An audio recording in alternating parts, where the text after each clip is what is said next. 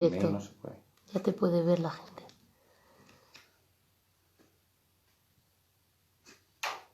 Puedes decir hola, tío. Hola.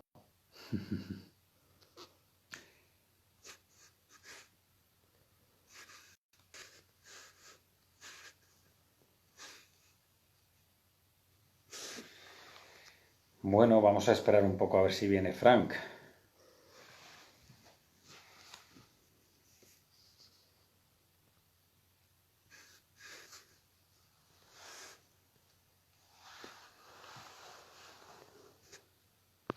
Ya está. Hello. Hello, everybody. Good Hey. afternoon. Hello, Smulders. Good How are afternoon. you? Very good, very good. Let me position this correctly. Yes, very good. I've got the bottles opened already. You're ready for the battle? Ready for the battle and the bottle. Yes. Very good, very good. Good to see you. How are you? I'm fine. I'm fine. I'm here at the winery, as you can see. I can And see. Yes. yes, everything okay. You know, it's a beautiful day, sunny day. Unfortunately, I cannot show it to you because, the light will be a strong contrast. But yes, we are fine here. It's surviving the COVID fight, Yeah. How was it? I mean, everybody has seen that it has hit particularly Madrid or maybe the major cities of Spain. How was the situation in your area? Well, this virus thing is very very unexpected. I find, and here in Spain, most struck places were Madrid and Catalonia, Yeah. of course, the cities. Yeah. But here in our area, Castilla y León, even though it's very isolated and very little density of population, Yeah. there have been many cases, compared the ratio of population, there has been many cases. Sure.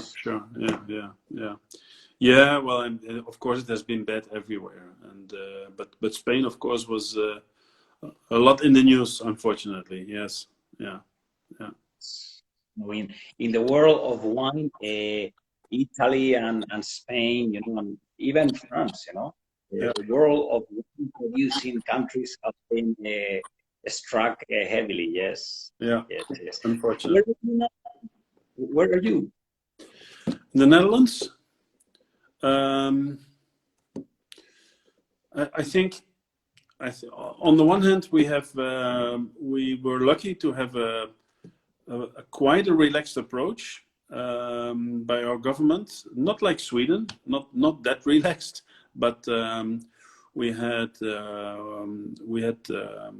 never had a total lockdown, so we could and we still can move around as we like, but of course everybody was told to stay and work at home as much as possible. Horeca on-trade is completely closed since mid-March. Sports clubs have been closed, etc. So in that respect, the same as everywhere. And if I look at the number of people who have fallen ill or maybe even died, the picture is as bad as in most countries. It seems Germany has been doing extremely well, actually. So we did worse than Germany. Yeah, what can I say? And now like in many countries, like in Spain, we are gradually opening up a bit. So restaurants can reopen on the 1st of June. We have a bit more freedom to move around. We can gather with small groups of people as long as we keep, of course, the 1.5 meter social distance. And I think if we look at the longer run after, let's say, summer and after summer, then major events will not be allowed. Like, I don't know, festivals, pop concerts, major events will be not allowed probably for the rest of the year. And yeah, I don't know.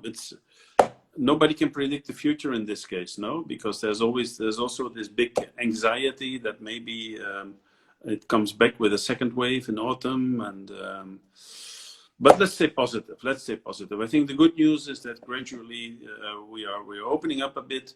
Borders are getting opened up a bit, which is good news for me, because in my work I depend a lot of traveling. You can imagine that for me to stay home for 2 months has been very unusual, and not that I don't like being at home, but it cost me a lot of work and a lot of money, like many people. Yeah, it's just the way it is. Yeah. Yes, well, I have to say to everybody that who is joining in that we will be talking about Valduero and also about you, of course. Sure. Yes. We met many years ago. We did. Yeah. And we had the pleasure to have you here at the winery a couple of times. Yes, I've been at Valduero a couple of times, and actually I've known the wines for a very long time, and in what is it? Actually, 20 years ago, I worked for a wine importer that was handling Valduero wines on the Dutch market at that time, not anymore now, called Souterwijnen. And Souterwijnen was known to have the best wines from everywhere, so that was a compliment to Valduero. It's not that I selected Valduero, it was already there when I came. But I began liking the wines a lot. I didn't immediately visit the bodega, that happened later. But it's true that in recent years I've been at Valduero a couple of times, alone or with a group of students. And each time it was a great pleasure, actually. I love Ribera del Duero, generally speaking, for the quality of its wines, and for me, Valduero is one of the leaders of the appellation. So yes, great place to visit and great wines to taste. Yeah. Thanks a lot, Frank. One thing I wanted to ask you several things. Of course, the most important thing that I think comes to my mind and to everybody that is in the world, because there are many people involved, and people producing and selling, and I always find interesting the fact that to be a master of wine, this is a super exclusive wine club with 400 people. There are less than 400 masters in the world. Yeah. After 65 years having this possibility, 65 years and 400 people. Yeah. It's like just the second master of wine of Europe.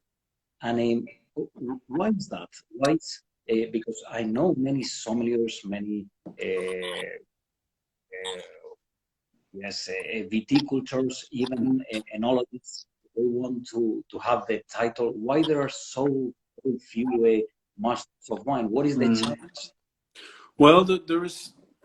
First of all, there is one simple historical reason that also plays a role, and that is that until 1987, 88, it was only possible to become a master of wine and to do the studies and the exam if you were a British of British nationality. So that was already a limiting factor. Since then, of course, the institute has opened up its doors to students from all over the world, and hundreds have tried. Meanwhile. Some people think that the Institute wants to keep the number of people deliberately low. That's not true. Actually, it's the Institute's wish, the members wish to have much more of us, many more of us. But we keep up the standards as they are, and they are high maybe. And that is why probably not everybody succeeds. I think what makes it very difficult, of course, we can look at it from a purely, let's say, theoretical point of view and say, okay, the level of mastering theory and tasting is very high, and that makes it very difficult. Sure, that's true. But it's a bit more than that, because it also has to do with, well, I mean, I think in London, well, not everybody will be happy to hear me say this, but there is still a Britishness in the approach, much less than before. I will immediately admit that, but there is a Britishness in it. And what I mean with that is that, for example, a lot of the works you write have to be in a kind of an essay style. Now, essay writing is something we do not learn a lot in continental Europe. And in some countries, I would say even not at all. So if essay writing is something that if you cannot crack the code about writing the perfect essay, you may have a problem. The second thing has to do, from my point of view, with language. Yes, you can nowadays actually write the exam in your mother tongue, and it will be translated. Yeah, it will be translated. And some people have done that and have succeeded with that. And it makes life certainly easier, but it doesn't make it completely easier, because you still need to understand the questions which are written in English, which is not always easy. And I know cases of people who came in perfectly prepared, ready to write the exam in their own language, and then really didn't understand the essence of the question that was posed. So yes, you still need to master English pretty well, I would say. Then there's the usual stress of writing any exam. I mean, exams are always a bit stressful. I did myself 3 months ago my first exam in 20 years, and it was actually it was supposed to be easy. It was I did the exam for the Spanish wine scholarship. You know, this Spanish wine course coming from the US.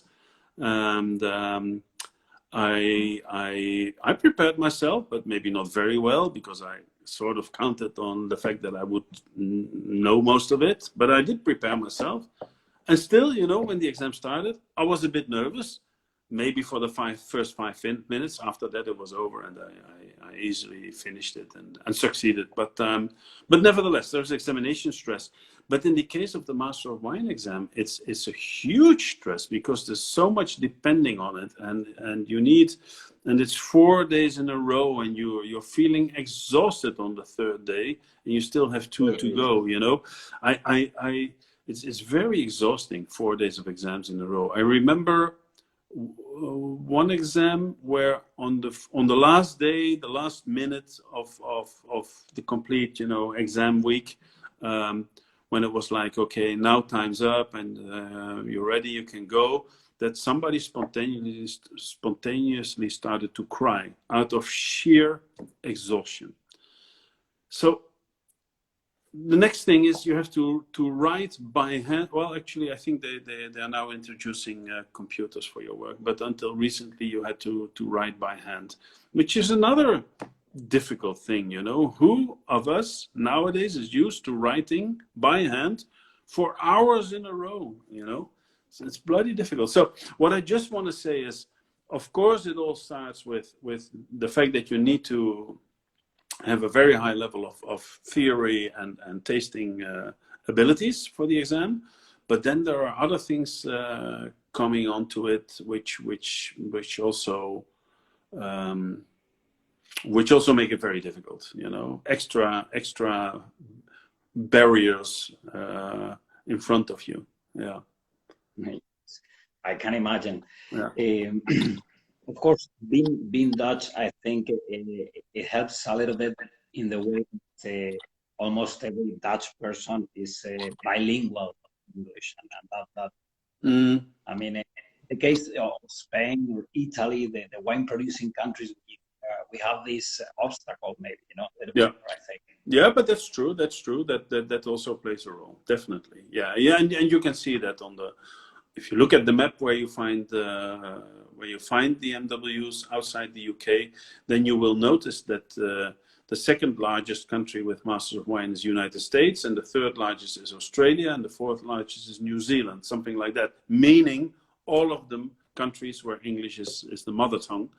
And after that, you immediately see it gets much more difficult. But it's true what you say, that in the big wine producing countries, meaning France, Spain, and Italy, where where the fluency of English is usually not that great, that you see remarkably few Italian Masters of Wines in this country, and Italy is actually the worst. Spain has done some catching up recently. I think there are no Italian Masters of Wine. No, Zero. no, terrible. I think, Frank, if this is okay with you, while we talk, we can maybe taste some of the... Yes, I prepared it. I've got the bottles opened. Actually, I already did a tasting of the wines before, and I've been writing my tasting notes, but I suppose we start with the white wine, right? The difference between a master of wine and a non-master of wine. You try the wines first. I'll try to find wines first. Yes, that's fine. So the first wine, I'll keep the bottle in front of me so that everybody can watch, is Valduero, of course, Valduero, and the wine is called Blanco d'Albillo 2019. Now, I find that very interesting because Albillo is a native grape, white grape variety to Ribera del Duero that has been there for ages, but until recently, it was only allowed to use it for rosé wine like Clarete, if I remember well, or if you wanted to make a white wine with it in the area, you had to declare it Vino de la Tierra de Castilla y León. And of course, there were people who did that. But since last year, it is actually allowed to make, and I can show the back of the bottle, and you can see here the strip, the official strip of Ribera del Duero. It means that this wine is now indeed under the denomination, the Denominación de Origen Ribera del Duero. So yes, there is now white Ribera del Duero, and there's not a lot, but there's a growing number of producers who are now introducing white Albillo. And you will find very different styles. Some of them will be more oaky. Some of them will be less oaky. The grape used is called Albillo Mayor.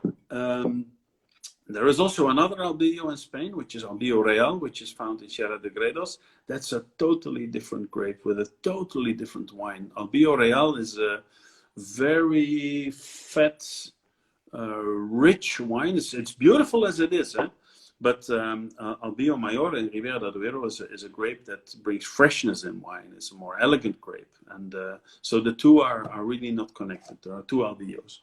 So that elegance and freshness is what you definitely find in this wine as well. I found that for me the nose is indeed remarkably fresh. Not as fresh as a Verdejo from Ribera, which is not so far away from Ribera, but it's fresh. You sense the freshness as a light citric character. A lot of sort of yellow fruits like grape, apple, pear, a bit of unripe peach, and then you get that sort of yeasty character, and that yeastiness is bringing more complexity and depth to the wine, which is nice. I have to say that Valduero was the first winery to produce Albillo in Ribera del Duero 25 years ago. Really? Okay, good. I think it's nice. I think white wine suits the area quite well, actually. On the palate, good freshness, good acidity. The alcohol is very reasonable. It's only 12.5 actually, so... But Albillos in Ribera del Duero tend to be moderate in their alcohol and lower than the red wines. Still, the wine has a good structure, and what I particularly like about this wine is that the aging on the lees is providing complexity and depth to the wine.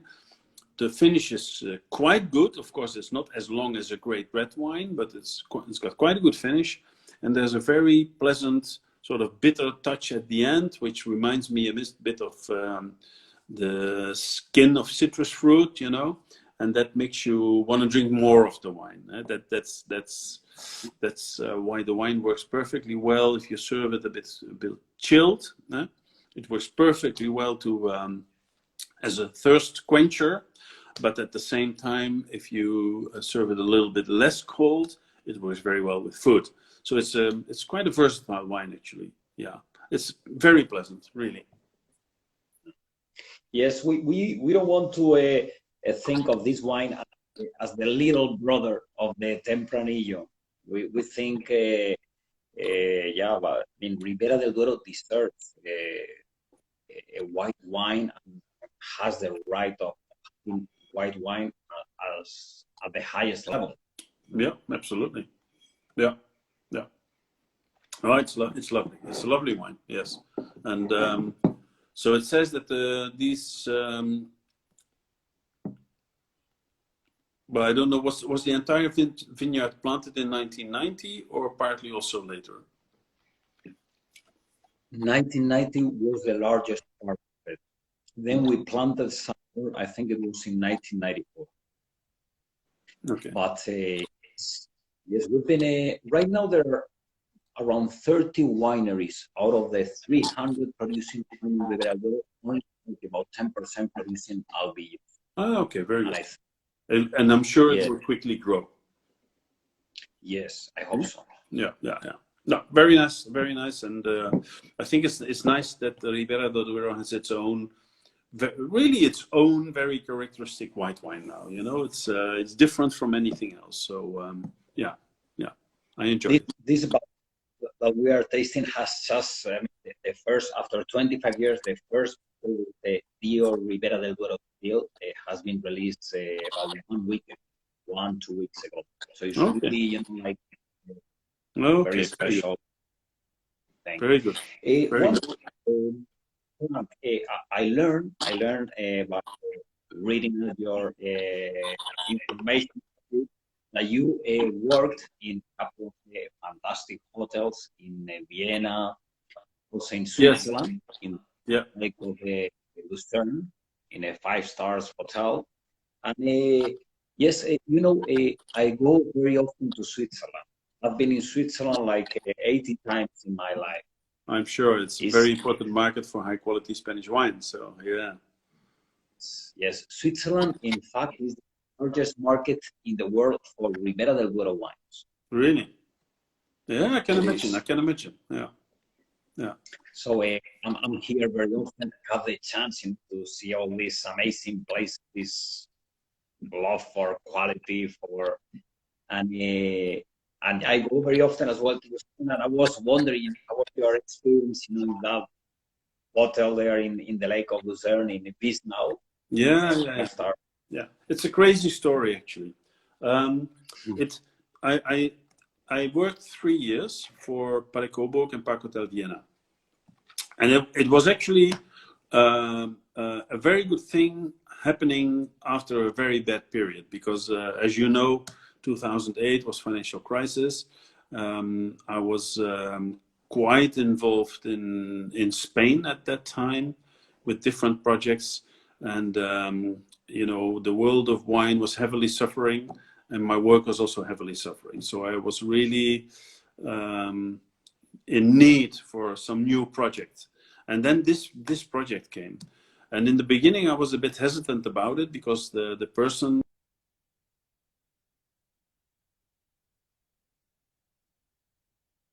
called me. The owner of the 2 hotels wanted to hire. He was looking for a German-speaking master of wine. And at the beginning, I didn't know if I should do it, but at the end I did. And actually, it was great. So the story is that first there was the hotel in Vienna, which was owned by Mr. Püringer, who is a very rich, very wealthy person, originally from Eastern Germany, but with Austrian roots, who had returned to Vienna before and who had become one of the richest persons in Austria by an investment company. Let's cut a long story short like this.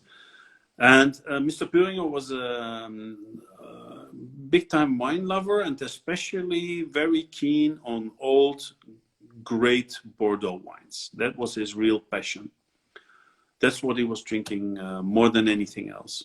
So before he bought Palais Coburg, he already had this wonderful collection of very expensive old top wines from Bordeaux.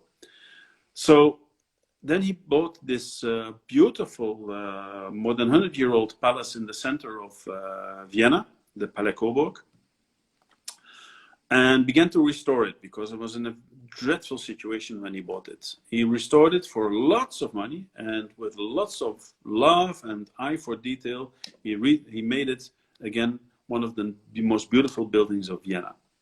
And at some stage he decided, all of a sudden, I'll make it a hotel. In the beginning, this was not his idea. Basically, in the beginning, he had no idea at all. So at some stage, actually rather late in the whole works, he decided, we'll make it a hotel. We'll make it a restaurant. And then he said that, you know, one of the USPs, apart from being in this great place, the old palace, let's make it one of the best wine cellars in the world. And so from the start, so first he put his personal wine collection in the cellars of the hotel restaurant, and then he began to buy more wine. But he began to buy like crazy. So he went to all the major wine auctions in the world. He would go to New York, he would go to London, and he began to buy everything great and aged and whatever you could imagine. And he was actually in that period, which was before I came, he was single-handedly pushing up the prices of fine wine in the world. He was buying so much that aged fine wines became more expensive all over the world. By doing that, he created indeed the nicest wine cellar in the world. He also made a few mistakes because unfortunately at that time it was the beginning that some people began to realize the value of old bottles and began to create false copies. And unfortunately he also bought a few of that. Not too much. And later on, when we realized that there was that this had happened, we sorted out the falsified bottles, took them out and threw them away. So to make sure that in the cellar we would only sell genuine bottles. But then later on, and that was when I was meanwhile there, I started in 2010. By that time, Mr. Puringer had also bought an old and beautiful hotel, which is the Park Hotel Fitznau on the Lake of Luzern, which was a 100-year-old hotel, which was also in dire need of restoration. So before I came, he had already started rebuilding that hotel and spent a fortune on it. Well, you have seen it. It's an incredible place. And he then decided that he wanted a similar wine cellar to the cellar of Palais Coburg. And it was my job to create that second wine cellar. So what we did, I was not alone, of course. I had a team of sommeliers that were working with me. But what we did is we started to look for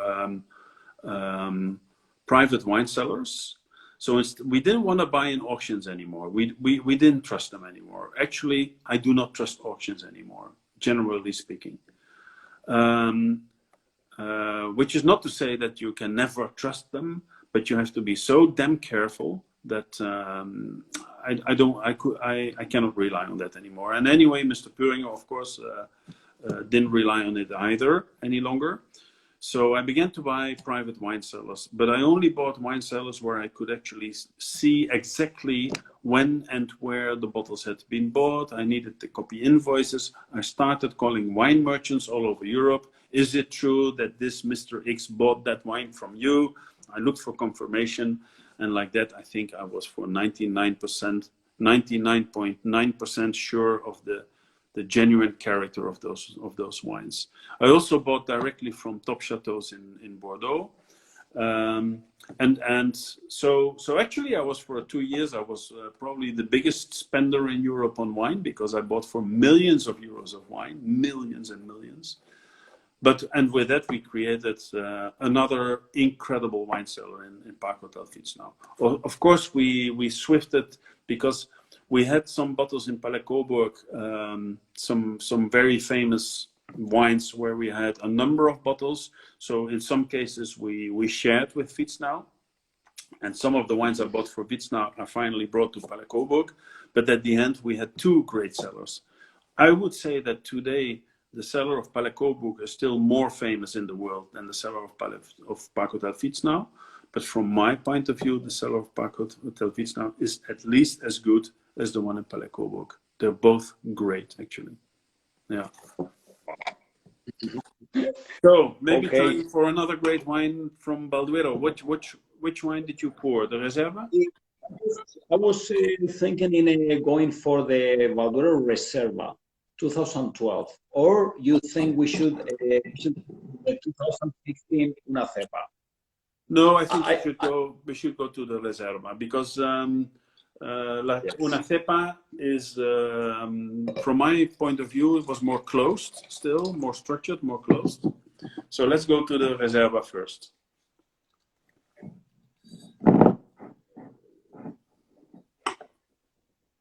I thought that this wine, this Reserva, really smells of Reserva, of Spanish Reserva. It's got that sort of, but it's Reserva from Ribera del Duero, and it means that it still has a primary character. You still get, ripe fruits, not sweet fruits actually, but ripe fruits in the nose. You've got, of course, a very clear oak influence. So you smell the vanilla, the clove, a bit of cedar wood from the oak. And you do smell a bit of tertiary aroma, like a bit of, a hint of forest floor, a bit of raisin, some dried fruits. And what is very nice in this wine, you sort of have equal parts of all three, equal parts between primary fruit and floral aromas, the oak aromas, and the aging aromas, meaning it's got a lovely complexity. Mm-hmm. It's nice to hear the way you describe wines, Yeah. Typical Ribera del Duero, because the acidity is great. Right? Ribera del Duero has acidity, well, at least the good ones. It's got acidity, which balances perfectly well against the 14% alcohol. You feel a bit the warmth in the finish of the wine, of course. You cannot deny the alcohol, it's there. Somebody made a remark today when I made a Facebook note about the upcoming discussion tonight with you. He said, a friend of mine in the Netherlands said, maybe you can talk a bit about the high alcohol in Spain. Is it not, he was more or less saying, is it not becoming a problem? And I do not see it as a big problem, actually. Spain is a warm country, like Italy is a warm country, or most of Italy at least. So you get alcohol in the wines. Alcohol in itself is not the problem. It only becomes a problem if the wine becomes unbalanced. But as long as you've got acidity, fruit concentration, whatever, and the balance of the wine is good, then alcohol is not a problem. I know that that there are people who are complaining about alcohol and who want alcohol to be lower. It's a bit of a fashion now to say that you want less alcohol, but believe me, that's not what the market thinks about it. If you look in the wine market, if you look at the wines that are selling, then alcohol is never a problem. It really isn't. It's a very small group of wine buffs that complain about high alcohol. But of course, alcohol can be too high. I'm not going to deny that. And there are wines also in Spain where the alcohol is going through the roof, between 15 and 16, where the balance is no longer there. And then I hate those wines. I would never drink them. But if the acidity is there, if the balance is there, then alcohol itself is not a problem. And those producers who try to get the lower alcohol by harvesting earlier or whatever, they're usually taking the wrong way, because early harvesting or harvesting grapes that are not perfectly ripe is not a solution. You're losing quality when you do that. Anyway, that was my side remark about alcohol. In this wine, the alcohol is perfectly matched by the acidity. The wine's got very fine tannins, which is what I expect from Ribera del Duero. The Tempranillo grape in that extreme Ribera climate with very hot days, very cold nights, is thick skinned. So Tempranillo here will give the wine structure and tannin. But, and this is for me why Tempranillo is actually Spain's best red grape variety. As much as I love other varieties like Garnacha, I love Garnacha, but for me, at the end, Tempranillo is the better grape because of the high quality of tannins, provided, of course, it comes from a good vineyard and a good winemaker. But the quality of tannins in a good Tempranillo-based wine is great. Now, this wine is not 100% Tempranillo, if I'm not mistaken. But no, yes, this is 100% Tempranillo, all our. Oh, it is. Okay, good. Yeah, now I see it. Yes. So 8 years old and 100% Tempranillo. Yeah. I saw it now on the back label. So the aromas that I got on the nose, that perfect combination of primary, secondary, and tertiary aromas is the same on the palate. It doesn't change. You maybe get a little bit of coffee extra on the palate. But for me, the quality of the wine shows itself by the balance, the quality of the tannins, and the length, which is really good. And for me, it's a wine that is now becoming perfectly drinkable. It's 8 years old, 2012 reserve. It's beautiful to drink now. But of course, a great Tempranillo-based Ribera del Duero has much more future than just 8 years. So either drink it now, keep it, or keep it another 10 years. You'll still have a great wine after 10 years, which will be more textury, more developed, and more complex, for sure. I think so too. After 8 years, sometimes it seems that it's not enough, But well, we have to move on. We have a lot of work here, and Go on. You have to watch the timing. Yeah. I know. I'm making you. I'm taking the juice out of you, Frank. Sorry about that, but no problem. No problem. What is your next question? Well, I wanted to know. I know you are a fantastic traveler as a wine promoter and as a Dutch as well. I know Dutch people love to travel. I was wondering how many countries have you ever been, or how many wine regions have you ever been? I don't know if you've ever counted that, but I didn't. But I'll tell you one thing. I am very European, and mentally, politically, as a traveler. So, of course, I've been outside Europe, but not that much. I've been to Australia, I've been to the United States, to California a few times, but that's about it. I've never been to South Africa. I've been to South Africa once. I've never been to South America. I've never been to New Zealand. So that's it. It's not that I don't want to go there, but I never found a reason to go there, business-wise. And to be honest, for holidays or for other interests, I wouldn't really think of going there. It's I'm happy in Europe. I'm happy with Europe. I think in Europe I've been to almost everywhere. And as you know, I'm a lot in Russia at the moment. I do my work for a Russian supermarket chain, which brings me 2 times per month to Moscow. I teach in Russia, so I'm very sort of busy with Russia at the moment, which I enjoy a lot. It's a totally crazy country. Sorry for my Russian friends. It's a totally crazy country, for good and for bad. But I do enjoy going there. But it's true. I certainly in recent years I've been traveling like crazy. So basically, I mean, now being at home for 2 months, that is really like incredible, because most of the times during the week I'm never at home, and some weekends, unfortunately, I'm also working somewhere abroad. So yes, traveling is a big thing for me. Yeah.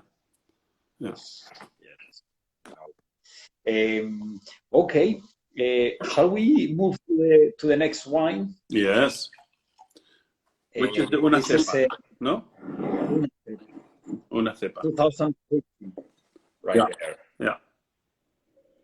So that wine for me is it's a very intense wine. It's still quite close. If I compare it with the Reserva, which is of course 3 years older, the Reserva is more open already, more open in the nose, more open on the palate. And this wine already, the nose is quite closed. Not so much the tertiary character. So for me, the nose is more about perfectly ripe black fruits, black cherry, blackberry, plum, perfectly ripe, not sweet, doesn't smell alcoholic. And then you get the oak, high quality oak with more like cedar wood and not so much vanilla and sweet spices. And tertiary aroma, not that much. But as I said before, it's not just that the nose shows the wine as a bit younger. It's also that it's all in all also a bit more closed. So on the palate,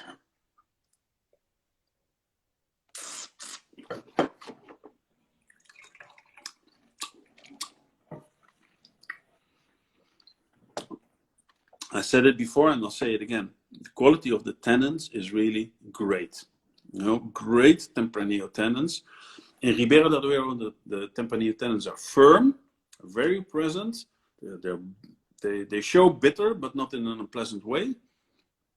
There is some astringency, but they're not green, they're not unripe, they're perfectly ripe, very grippy, present tannins. Then the oak, in this young wine, after 5 years, we're still very young wine, the oak is adding to the tannic sensation, especially on your tongue. And if you look at the flavors of the wine, now the black fruit is much more present than in the nose. So you really taste, for me, you taste especially black cherries with a character that goes a bit to licorice, actually. And I like licorice a lot, so for me, that's fine. A bit of licorice, and then you get other black fruits for sure, blue fruits, maybe even some cassis. But at the end,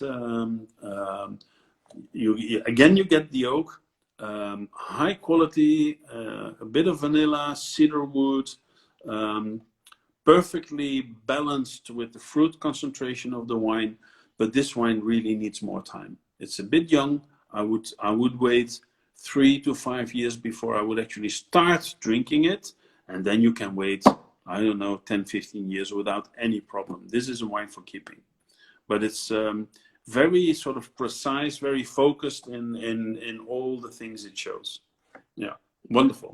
You know the meaning of una cepa. Una cepa means for the other people, one vine, one plant, and that's the thing where you get all these more licorice aromas. Come from the fact that we go to extremely low yields per hectare, 1,500 kilos per hectare from every plant we produce in one bottle. That's why it is so concentrated. Yeah, that's why it shows so much concentration. And 15 was a very good vintage. Huh? No, really, really beautiful wine, great wine. Yeah. Thanks.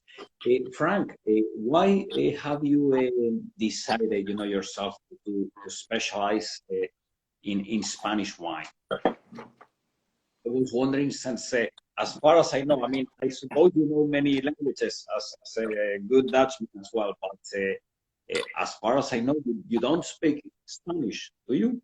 Just a bit. Yeah, I understand it quite well. And certainly if we talk about wine, but I do not speak it very well. I mean, when I visit a winery and nobody speaks English, I can manage with Spanish, but it's a bit poor. And but so you're right, I do not really speak Spanish. But my love for Spain goes back to my youth because my parents loved Spain and they were amongst the very first tourists going to Spain I think they went for the first time in 1959, and you had to ask for a visa because it was the times of Franco and Spain was very closed. Now, I'm born in 1962, and in 1963 I went for the first time to Spain, which I cannot remember. But since then, every year in my life I've been to Spain. And in the first 20 years, of course, as a tourist, with my parents, who even were one of the first tourists to have a holiday home in Spain on the Costa Brava. So I know Spain. I know particularly well Catalonia, of course, and Barcelona. And for me, that is Spain, by the way.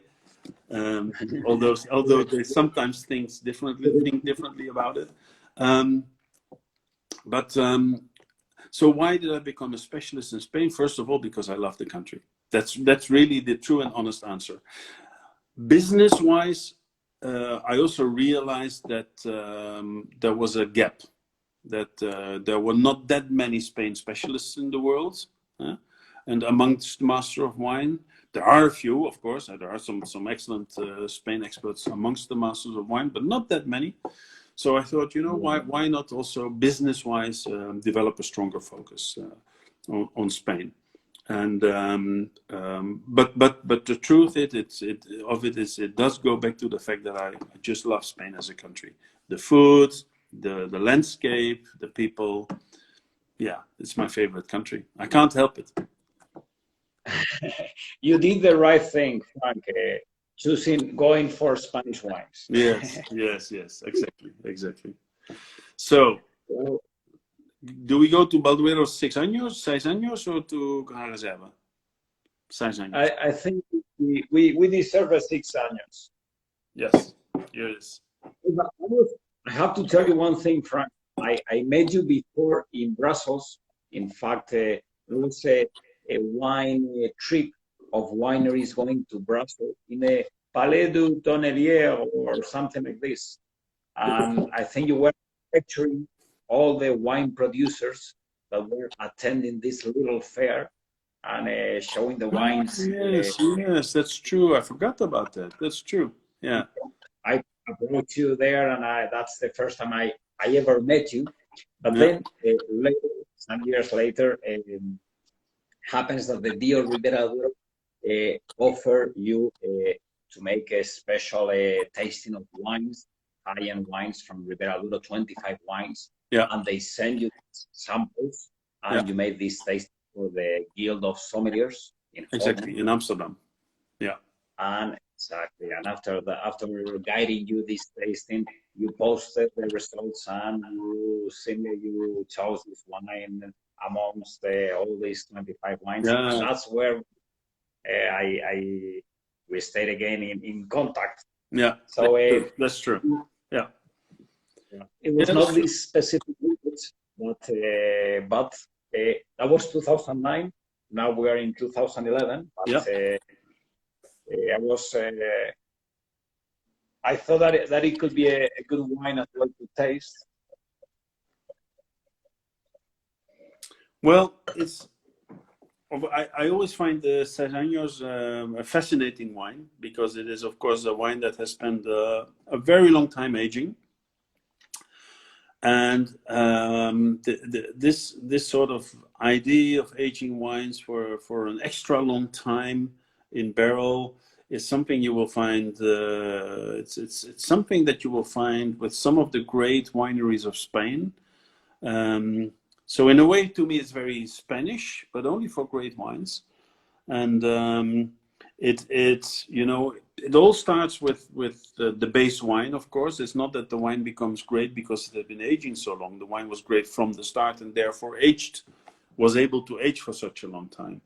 And with that, you develop a style which is unique in the world.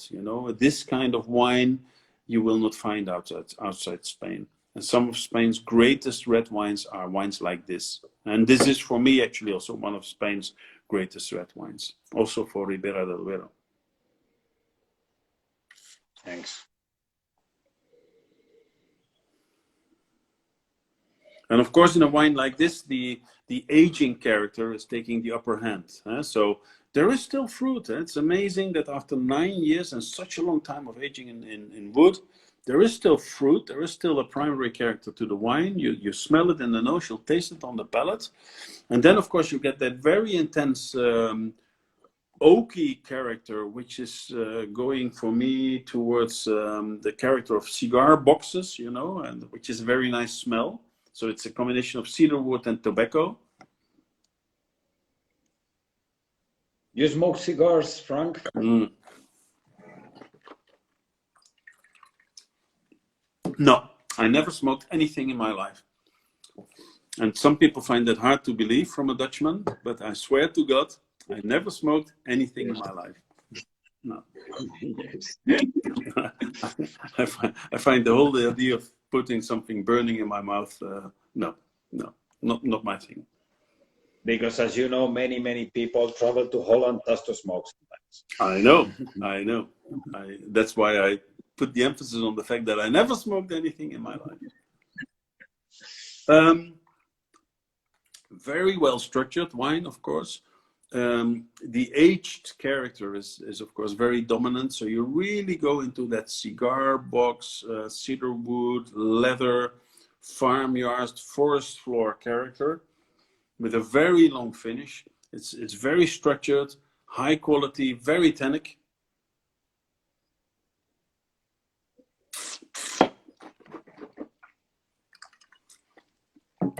I opened that bottle an hour ago now, by now, or actually 2 hours ago almost. I didn't decant it, but if I would drink this wine, I would certainly decant it first and leave it in the decanter for at least an hour, possibly 3, 4, or 5 hours to really let it open up and begin to breathe, because the wine needs it.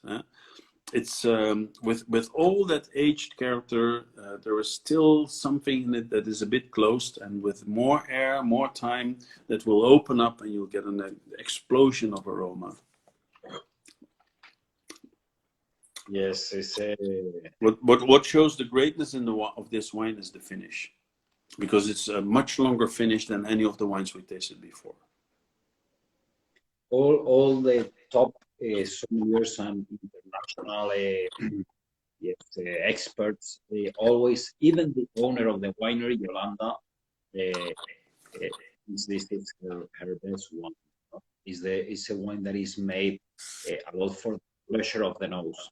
Sure. And you know, I always say, Frank, that I always think that I must not know a lot about wine, because for me the best of all of them is the next one, my personal best, you know. But I know that all the experts, you know, they think of the 6 years as the best one, and it has won really incredible, yes, many awards. And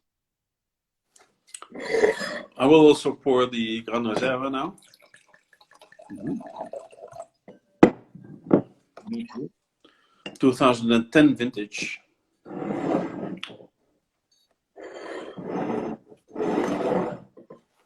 10 and 11, excellent vintages. Yes, exactly. I just wanted to say that. 2013 and 2008, we didn't produce any.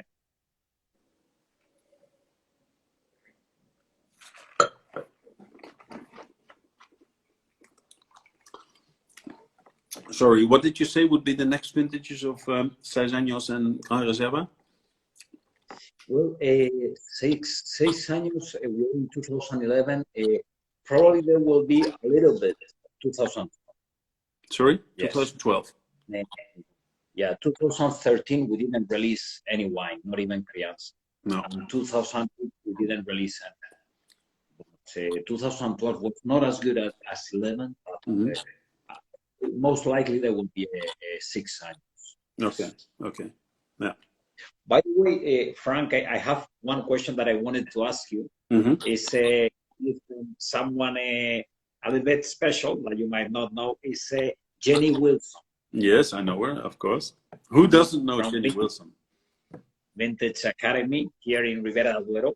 And she told me, since I had the chance to talk to you, she told me, well, she wanted to know what would you highlight here from Ribera del Duero.